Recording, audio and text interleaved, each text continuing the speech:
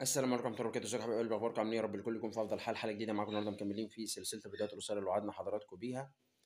بنستهل كل حلقة بآية جديدة من كتاب الله عز وجل. النهارده معانا الآية رقم 11 في سورة، احنا خلصنا لحد الآية رقم 10 الحلقة اللي فاتت. النهارده معانا الآية رقم 11 في سورة النساء. ربنا عز وجل بيقول: يوصيكم الله في أولادكم للذكر مثل حظ الأنثيين، فإن كن نساء فوق اثنتين فلهن ثلثا ما ترك، وإن كانت واحدة فلها النصف، ولأبويه لكل واحد منهما السدس مما ترك إن كان له ولد، فإن لم يكن له ولد وورثه أبواه فلأمه الثلث، فإن كان له إخوة فلأمه السدس من بعد وصية يوصى بها أو دين.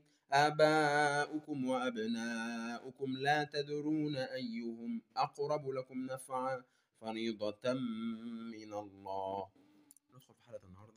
بنتكلم، لو أنا كنت عاملة تركيبة يا دكتور وبصيت لقيت إيه، يعني أنا مركبها على ضرسين، في ضرس منهم اتكسر، التركيبة اتفكت، فبقت زي ما يكون حاجة متعلقة من ناحية واحدة كده.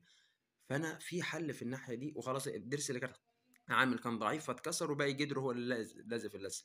هيقول لك خلاص هنضطر ان احنا نخلع الجدر وهنغير التركيبه خالص، هترمي ونعمل واحده لان هي ملهاش تصليح في الحاله دي، وهنحط الايه، هنبدا نعمل تركيبه جديده على الضرس اللي بعده. ما بين الضرس ده للضرس ده بنبرد ده وده ونحطهم على الاثنين. لو حد عنده حاله زي دي او مشابهه ليه. اشوفكم الحلقه الجايه، والسلام عليكم ورحمه الله وبركاته.